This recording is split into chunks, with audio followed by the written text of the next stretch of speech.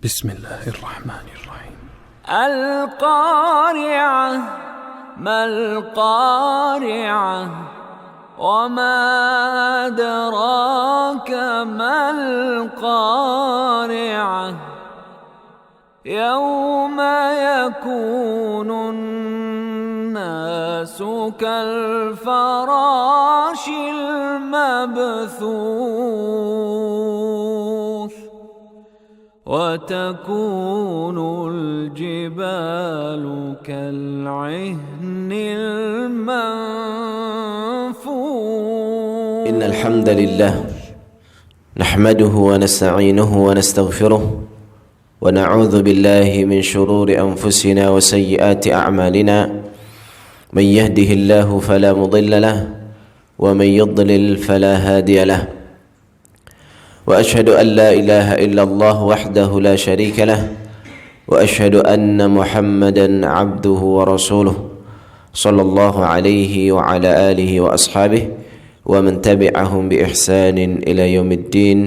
أما بعد، يا أيها الذين آمنوا اتقوا الله حق تقاته ولا تموتن إلا وأنتم مسلمون. اللهم إنا نعوذ بك أن نضل أو نضل أو نزل أو نزل أو نظلم أو نظلم أو نجهل أو يجهل علينا. Ma'asyiral muslimin wal muslimat, Bapak Ibu yang saya hormati dan saya muliakan, rahimani wa rahimakumullah. Segala puji bagi Allah Azza wa Jalla yang telah kembali mengumpulkan kita semuanya di majelis pagi setiap Ahad pertama dan kedua untuk membahas seputar tafsir Al-Quran.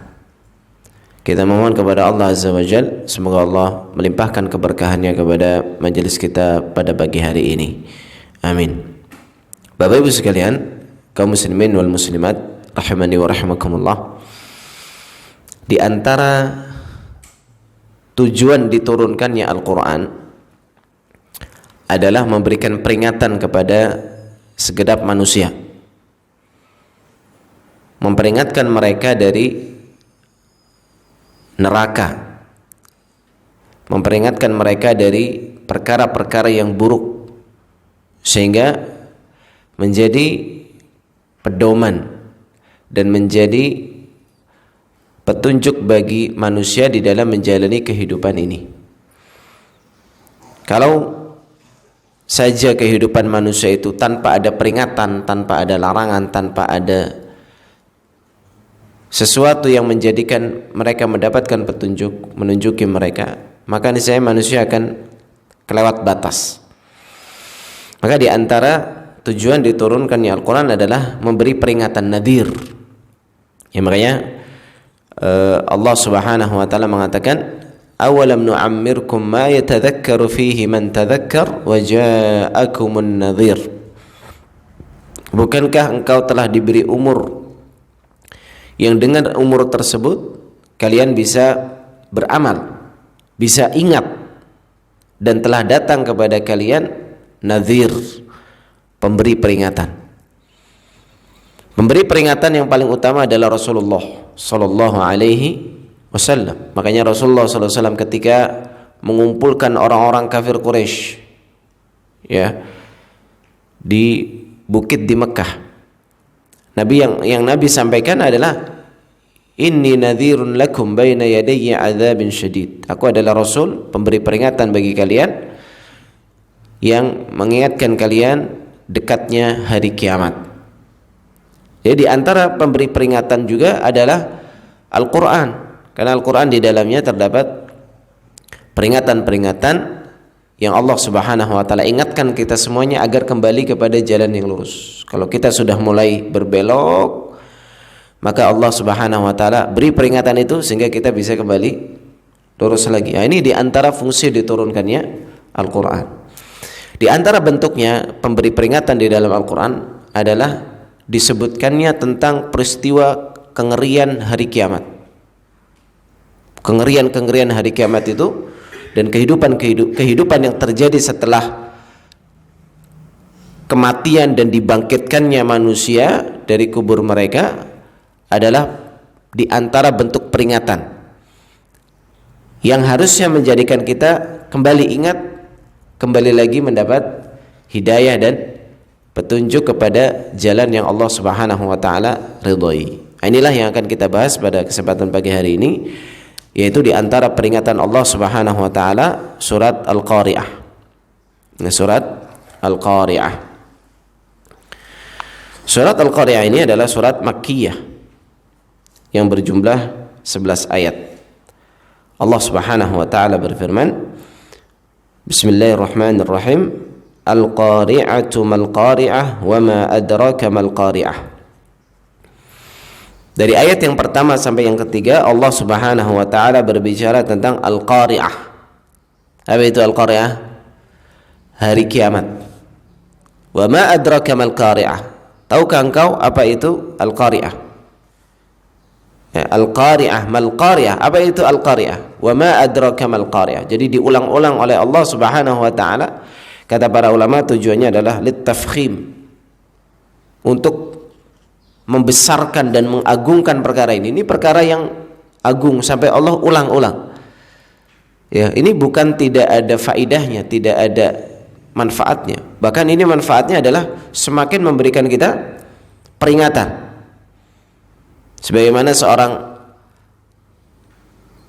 atasan misalnya yang memarahi bawahannya karena bawahannya kurang menghormati atasannya. Lalu atasannya mengatakan, "Kamu tahu siapa saya?" Lalu dulu, "Kamu tahu nggak siapa saya?" Itu tujuannya untuk apa? Memberikan efek lebih menakutkan lagi kepada orang yang diajak bicara. Nah, ini sekarang kita sedang ditakut-takuti oleh Allah.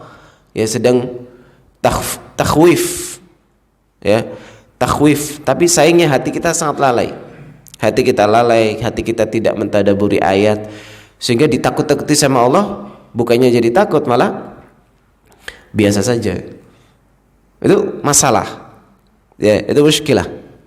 Padahal Allah Subhanahu wa taala sampai mengulang 3 kali, Al-Qari'ah, mal-Qari'ah, wa ma adraka mal-Qari'ah. Al-Qari'ah, kiamat. Apa itu Al-Qari'ah? Tahukah kamu apa itu Al-Qari'ah? Al-Qari'ah itu sendiri, ya, ini adalah salah satu nama dari hari kiamat. Jadi hari kiamat itu banyak nama-namanya. Al-Qari'ah, apa lagi? Al-Ghasyiyah, Al-Waqi'ah, Al-Haqqah, As-Sa'ah, Yaumul Qiyamah, Yaumul Ba'ats. Dan sudah banyak. Kata para ulama, banyaknya nama-nama hari kiamat, ya, menunjukkan kengerian pada hari tersebut. Karena setiap nama itu menunjukkan kejadian khusus. Seperti contohnya Al-Qari'ah. Al-Qari'ah artinya apa? Dari qara'a. Kita kalau masuk rumah siang hari, ngetok, atau malam hari ketok pintu, itu namanya qara'al bab dalam bahasa Arab. Itu qara'al bab. Qara'a itu artinya mengetuk. Biasanya kalau diketuk pintunya malam-malam, apa yang terjadi? Kaget atau tidak? Kaget. Ya, itulah maksud Al-Qari'ah. Jadi Al-Qari'ah itu suara yang mengagetkan, mengejutkan, memekakkan telinga sampai jantungnya copot.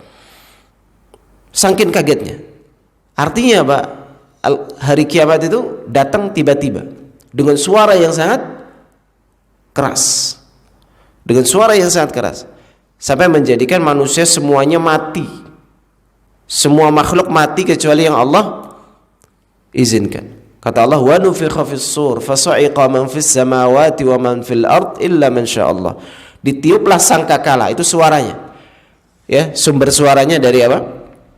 Sangkakala. Maka fasa'iqa man fis samawati wa man fil ard. Semua yang ada di langit dan bumi terkejut semuanya, kaget. Saking kerasnya suaranya.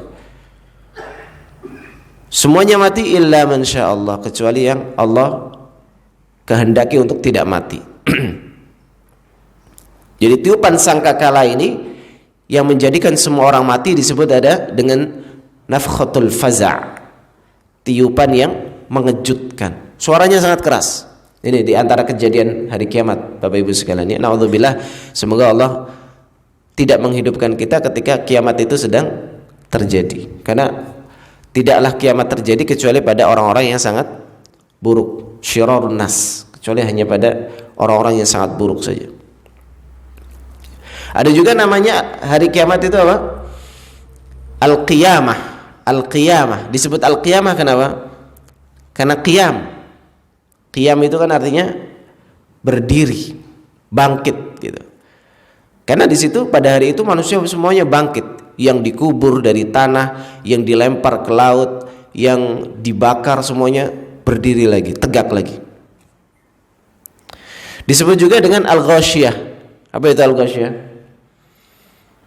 Al-ghasyiyah itu artinya yang menutupi segala perkara. Jadi tertutupi semuanya dan melupakan semua kegiatan, karena sangat mengerikannya hari tersebut. Disebut dengan al-waqi'ah. Al-waqi'ah artinya apa? Yang pasti terjadi. Nah, ini lihat ya, bagaimana nama-nama hari kiamat itu sesuai dengan sifat-sifatnya. Sehingga para ulama mengatakan kaidahnya, banyaknya nama-nama hari kiamat menunjukkan kengerian hari tersebut. Peristiwanya banyak sekali.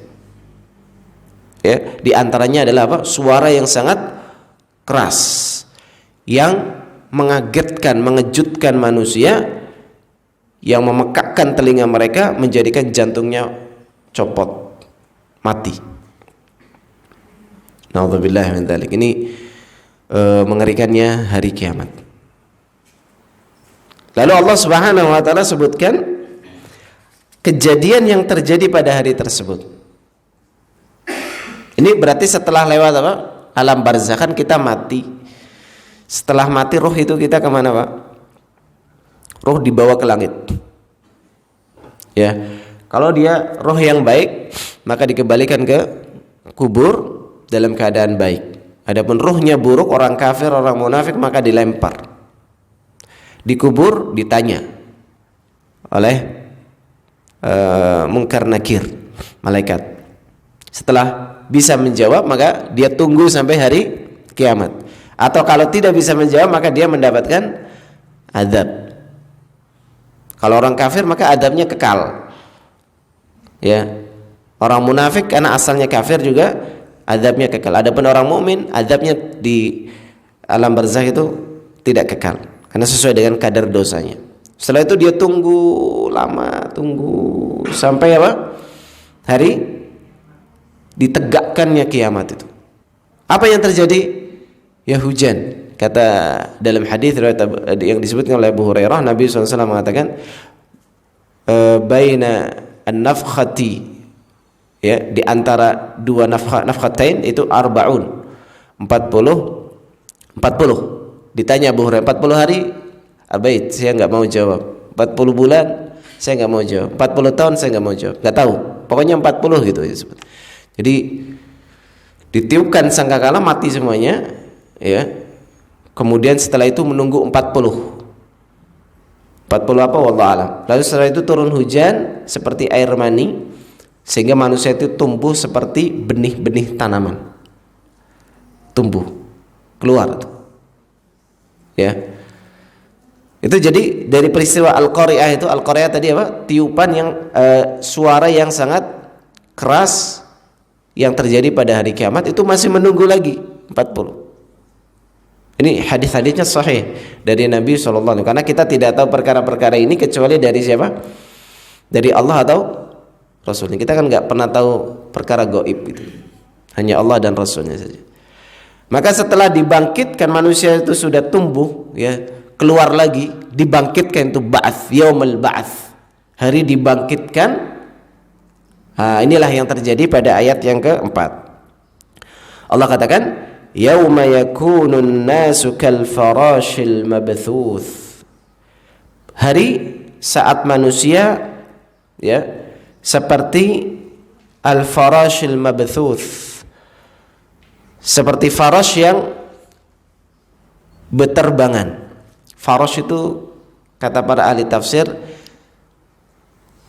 hewan yang biasanya ada di sekitar api. Apa namanya, Pak? Hewan kecil-kecil di sekitar api. Kalau di tafsirannya bahasa Indonesia anai-anai, laron, ya mungkin bisa jadi seperti itu. Ya, di sekitar lampu, ya di sekitar lampu tuh Laron. Laron halal nggak Pak? Ada sebagian orang makan laron Pak ya, halal karena dia serangga. Ya. Apa jarot? Masuk ke belalang gitu. Balot, jarot. Jadi pada hari dibangkitkannya manusia, keadaan manusia itu seperti laron yang beterbangan, yang ada di sekitar lampu, yang ada di sekitar pencahayaan. Banyak dalam ayat yang lain Allah katakan jaradum muntashir, ya, jaradum muntashir, seperti jarad, belalang yang bertebaran, belalang yang bertebaran. Jadi manusia seperti laron atau belalang yang bertebaran, yang tersebar kemana-mana, banyak gitu, ya, banyak jumlahnya. Kalau kita lihat, kalau apa namanya, saya pernah lihat lebah, ya, lebah itu pindah rumah Pak. Pernah lihat Pak? Itu kan menggerombol gitu banyak Pak ya. Atau belalang lah, belalang itu kadang datang itu apa, menggerombol, dan mereka acak-acakan itu, tapi ya menggerombol, tapi acak-acakan. Sehingga kata para ulama, sisi persamaan manusia dengan belalang atau laron tadi pada hari kiamat adalah fintisharihim wa hiratihim. Jadi acak-acakan ya, dan bingung mereka itu. Jadi pertama kali dibangkitkan itu manusia bingung, hirah. Seperti laron lah, seperti laron, seperti apa tadi? Belalang. Bingung dia mau kemana? Gitu. Itu kejadian yang kita akan alami ya, Bapak Ibu sekalian. Ya. Jadi ketika manusia dibangkitkan itu beda-beda bentuknya sesuai dengan amalannya pada amalannya di dunia. Makanya kata Ibnu Katsir rahimahullah,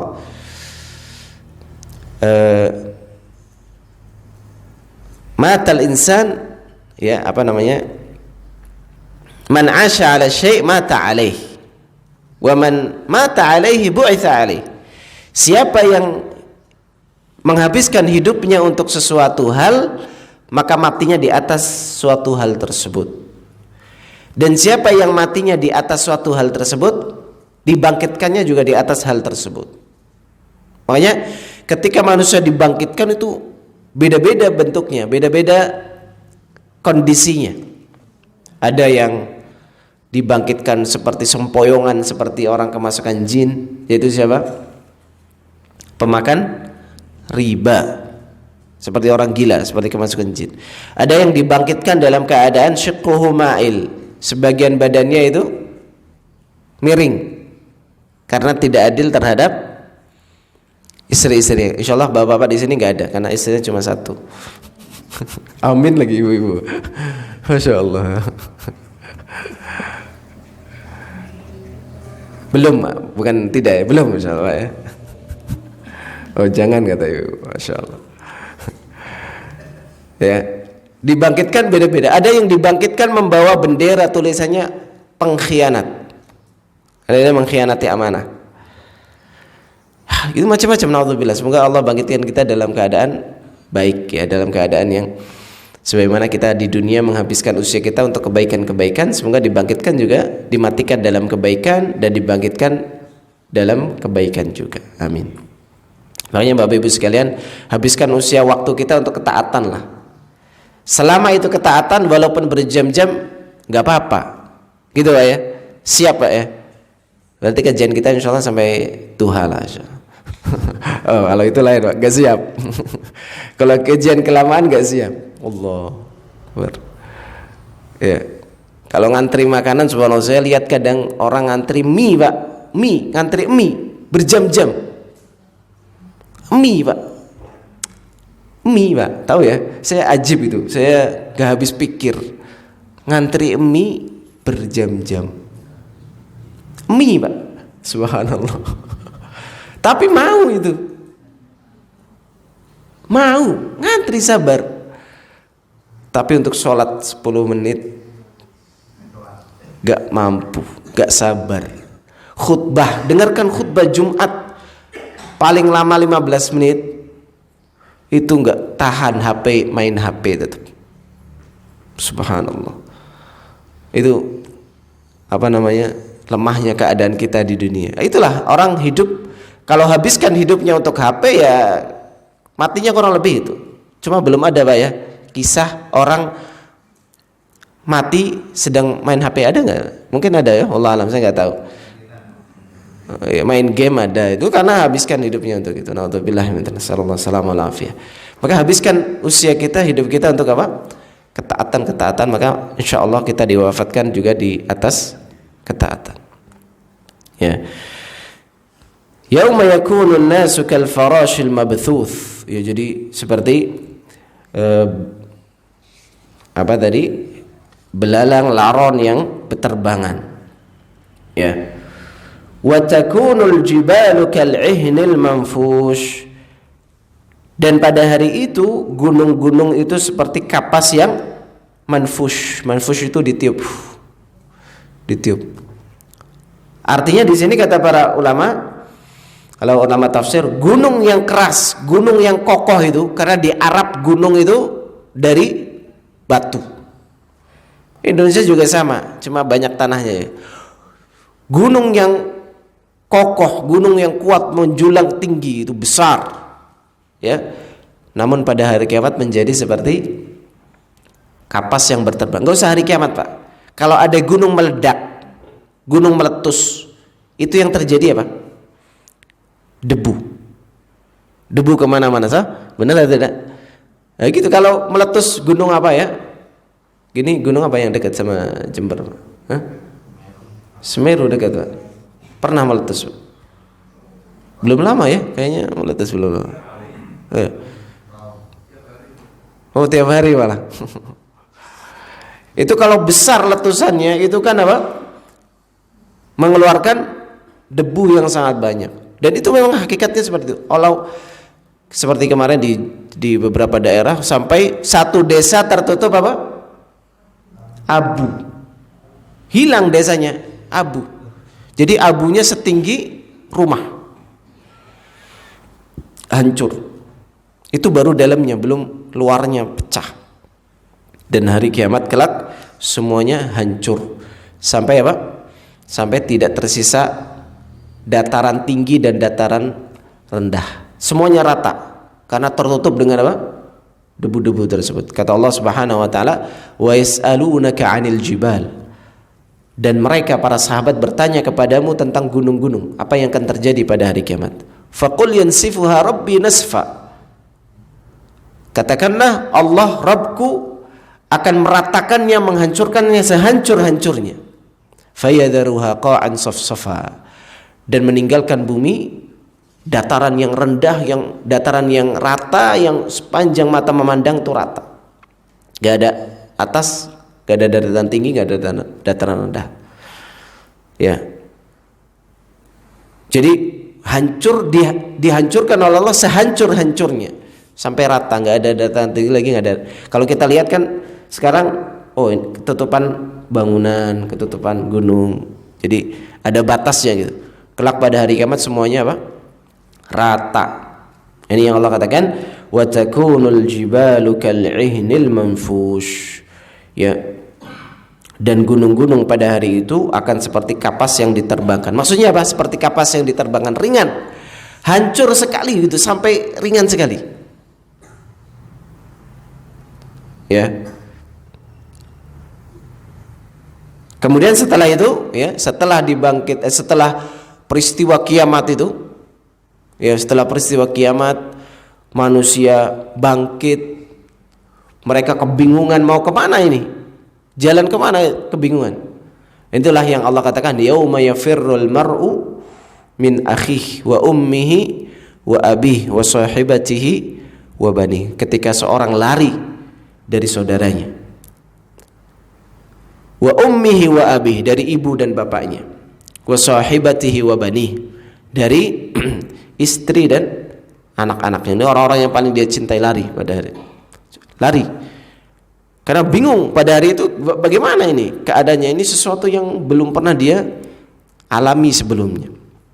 Namun setelah itu, ya, setiap umat akan berjalan bersama pemimpinnya, bersama para nabinya.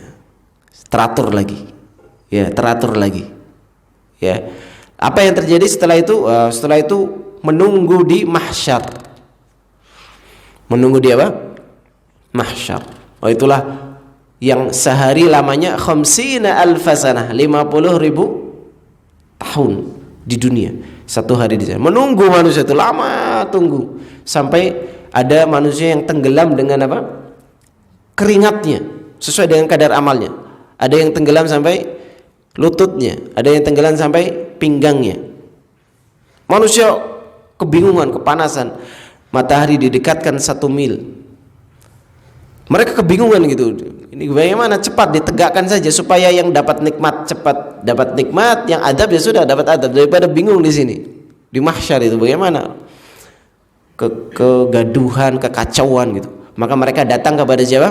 Yang pertama, Nabi Adam alaihissalam. Nabi Adam, saya enggak mampu, saya pernah berbuat dosa. Pergi ke Nuh, itu rasul pertama, pergi. Nuh juga katakan, saya enggak mampu. Pergi ke Ibrahim. Ibrahim adalah kekasih Allah.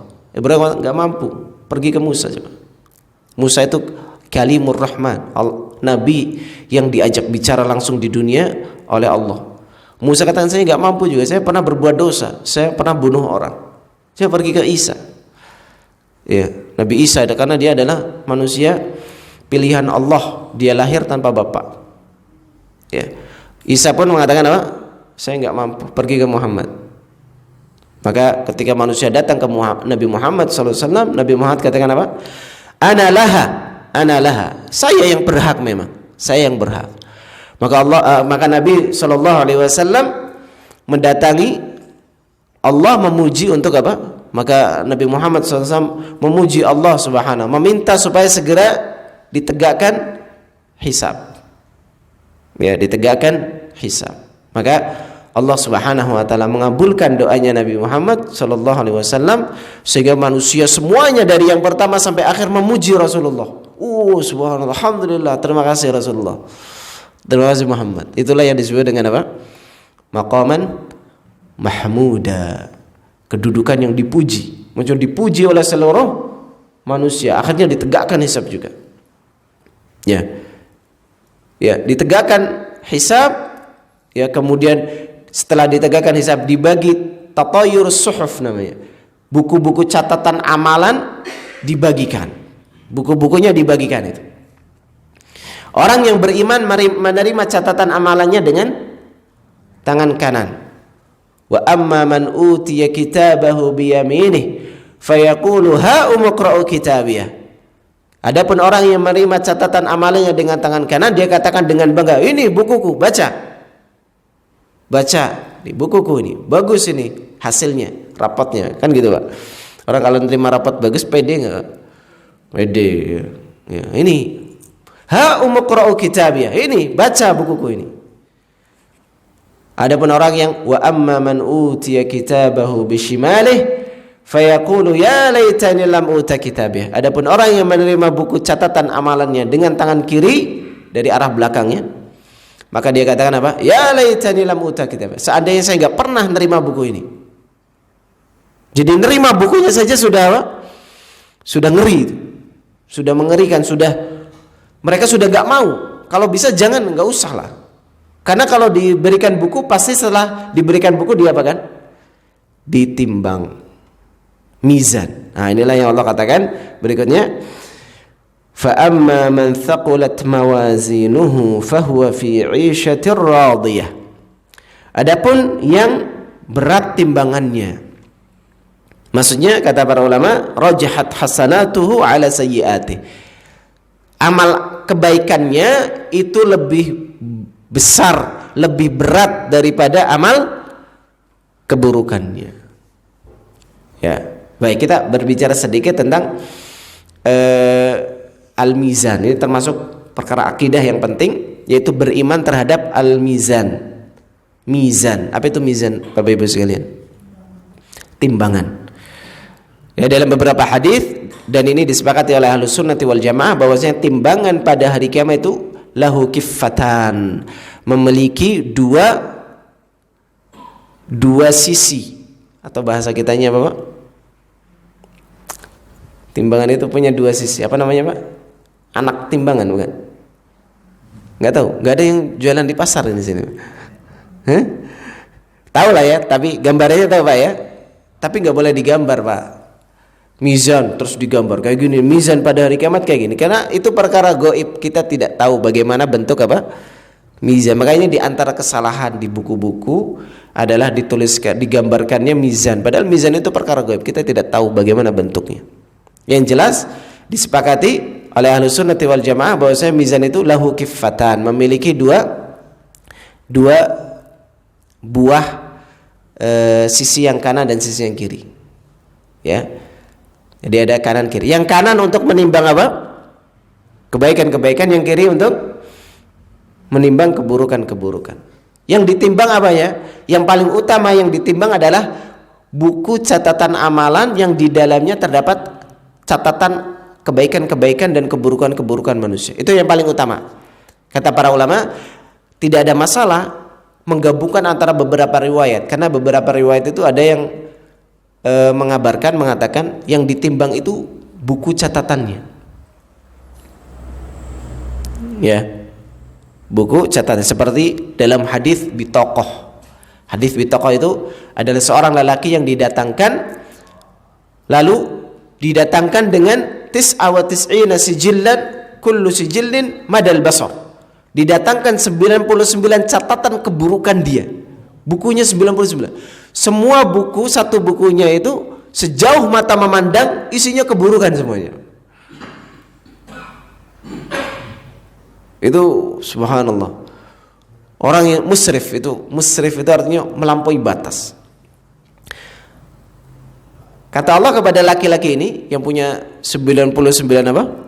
Buku catatan amalan semuanya buruk, dan setiap buku sejauh mata. Hal tudzlamul yaum, apakah kamu dizalimi sekarang? Enggak. Kata dia, enggak, saya enggak merasa dizalimi. Ya memang itu semua perlakuan saya itu dulu di dunia. Ternyata sudah apa? Sangat banyak. Makanya para ulama dahulu ketika di usia 60 tahun mereka nangis. Ada sebagian para ulama karena memikirkan, kalau saja saya balik usia 10 tahun, berarti sampai hari ini saya sudah dihitung dosa dan pahala dosanya itu 50 tahun. Kalau sehari saja, sehari saya melakukan satu dosa, berarti setahun 360 dosa. 360 kali 50 tahun. Kali 50, 360 kali 50. Berapa, Pak? Banyak lah yang jelas. Ya, banyak. 360 kali 50. Berapa, Pak? Coba dihitung, Pak. Hah? Ya gitulah, 15.000 mungkin ya, kurang lebih.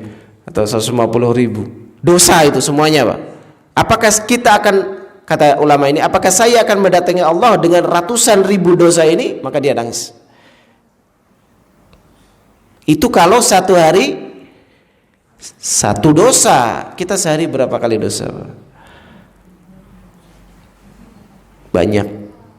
Maka kalau hari ini kita usia 30 tahun, 40 tahun, 50 tahun, sudah berapa buku catatan itu yang habis mungkin.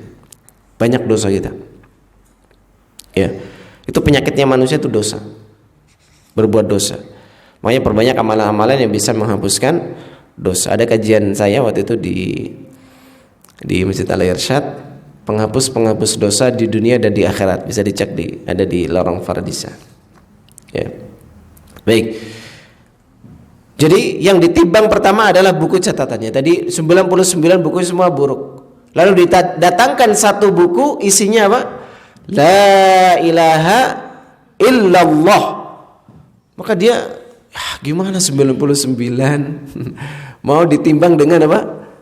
Satu buku, cuma dikit isinya la ilaha illallah. Maka ternyata ketika di buku itu la ilaha illallah ditaruh di sisi kanan, maka rajahat ala tilka sayyiat. Ternyata satu buku ini lebih berat daripada 99 buku tersebut. Masuk surga. Karena la ilaha illallah itu kalimat yang sangat berat. Makanya Bapak Ibu sekalian, kita hidup di dunia itu untuk merealisasikan la ilaha illallah Muhammad Rasulullah. Kita ngaji ini untuk apa nih? Kenapa kita bahas Al-Quran sih Pak? Ya karena kita ingin merealisasikan la ilaha illallah itu. Apa sih Allah yang Allah katakan saya ingin tahu, saya ingin mendalaminya. Ini yang pertama, ditimbang bukunya. Yang ditimbang kedua amalannya tentunya. Yang ketiga ditimbang adalah orangnya sekalian. Makanya kata Nabi SAW, yu'ta rajulus samin yaumal qiyamah la yazinu indallahi janaha ba'udah. Akan didatangkan pada hari kiamat orang yang gemuk, namun di sisi Allah tidak lebih berat daripada sayap nyamuk. Gendut tapi suka maksiat Pak. Berat ya, kalau di dunia mungkin 1 ton itu beratnya itu. 100 kilo, 120 kilo. Kalau bapak, kalau ibu-ibu lah, ibu-ibu kan di sini kan insya Allah 40-50 gitu ibu-ibu ya. 30 tahun yang lalu atau 20 tahun yang lalu. Ya. Jadi katanya sebelum nikah itu apa? 37 sebelum nikah. Setelah nikah 73 Pak. Itu menunjukkan kebahagiaan ya. Karena subur itu kan bahagia Pak. Bahagia, seneng, enggak ada masalah. Istri kita gemuk itu alhamdulillah nikmat. Berarti istri kita bahagia sama kita. Nah, kalau istri kita kurus itu waduh, itu alamat tertekan sama bapak itu. Ya. Tertekan hidup di bawah pengaturan suaminya. Ya. Jadi di sini Bapak Ibu sekalian, ditimbang, kita juga akan ditimbang. Ya, Ibnu Mas'ud itu radhiyallahu anhu sahabat yang sangat mulia luar biasa. Tapi hanya saja dia punya kekurangan, kakinya apa? Kecil, betisnya kecil. Ya. Suatu kali pernah tersingkap, ya, karena disimpan ditutupi oleh Ibnu Mas'ud, tersingkap, diketahui oleh sahabat yang lain. Mimma dhahiktum, katanya, kenapa kalian ketawa? Lahiya athqalu indallahi minal Uhud. Betisnya Ibnu Mas'ud itu lebih berat daripada gunung Uhud. Betisnya aja loh Pak, belum amalannya Pak. Karena betisnya ini betis yang berjalan fi sabilillah. Dia berdiri fi sabilillah, dia sholat lama, betisnya sakit karena sholat. Kalau kita kan betisnya sakit karena main futsal Pak. Sakit betisnya itu karena main futsal. Lalu mereka betisnya sakit, kakinya pecah-pecah karena sholat malam. Ya. Jadi ditimbang ini, ini yang harus kita apa? Yang harus kita renungkan. Coba suatu saat kita renungkan, misalnya di malam hari, ketika manusia tertidur kita bangun, terus kita pikirkan gimana nasib saya nanti kelak. Ketika ditimbang, bagaimana deg-degannya kita, bagaimana khawatirnya kita, ya Allah, ini semoga berat yang kanan ini. Dia ketika bagaimana kalau keadaannya itu naik turun gitu. Sebagaimana kita amalan kita di dunia naik turun, kadang semangat, kadang malas, kadang maksiat, kadang taat. Tuh deg-degannya bagaimana? Ya. Bagaimana mengerikannya pada hari tersebut. Tapi bagi orang-orang yang berat timbangannya, fa amma man thaqulat mawazinuhu fahuwa fi 'ishatin radiyah, maka dia di kehidupan yang diridhoi. Jadi radiyah itu kehidupan yang diridhai oleh penghuninya, penghuni surga itu, ridha mereka. Qutufuha daniyah, buah-buahannya itu dipetik dengan apa? Dekat. Ya, sebagian para ulama tafsir mengatakan pingin buah apa? Nanti rantingnya yang mendekat ke kita, Pak. Kita pengen buah apa misalnya sekarang? Mangga mardi misalnya. Ada itu, Pak. Insyaallah ada itu.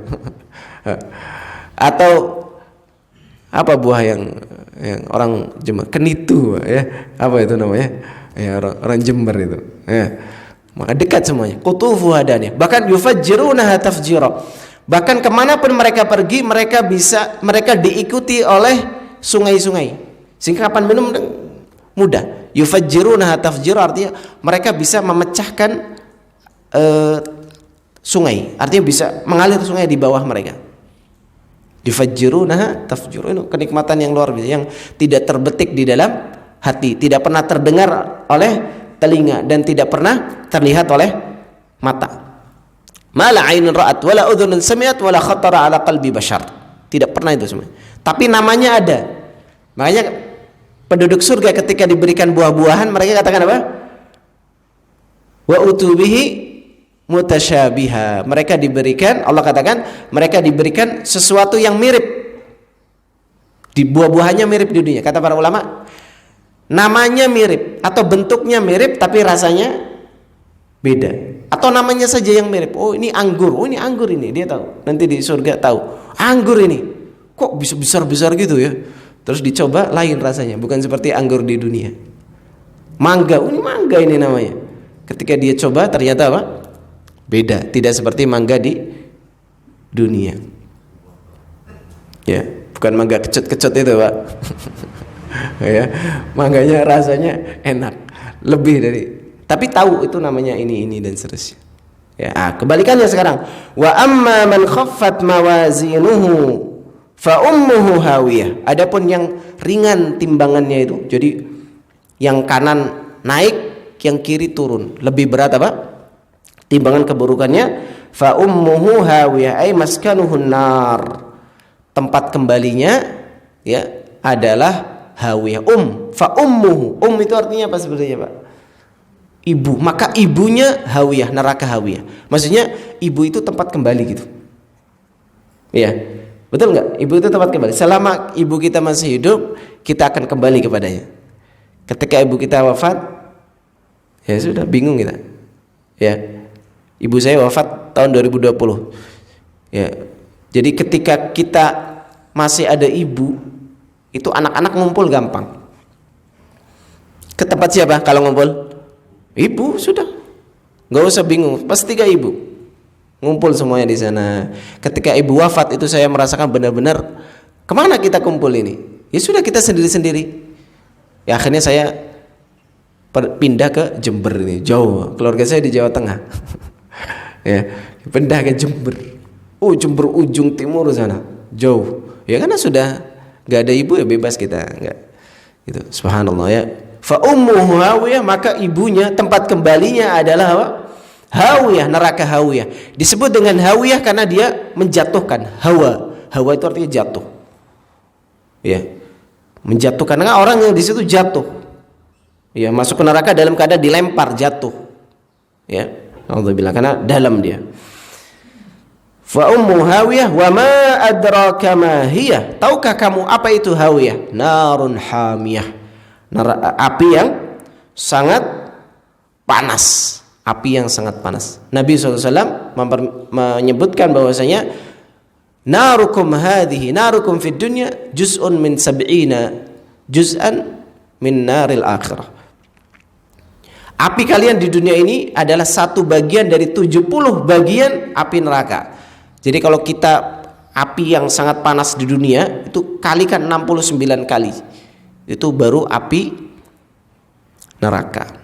Nas'alullah as-salama wal afiyah. Semoga Allah Subhanahu wa taala menyelamatkan kita semuanya dari api neraka dan menjadikan kita orang-orang yang dibangkitkan dalam keadaan baik, dan semoga Allah menjadikan kita menerima amalan-amalan kita dan menjadi pemberat timbangan amalan kebaikan kita pada hari kiamat kelak.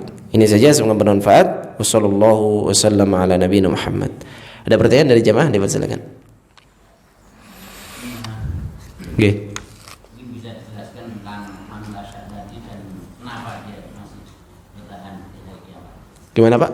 Mantasya, orang yang dikehendaki untuk hidup. Oh, illa man yasha.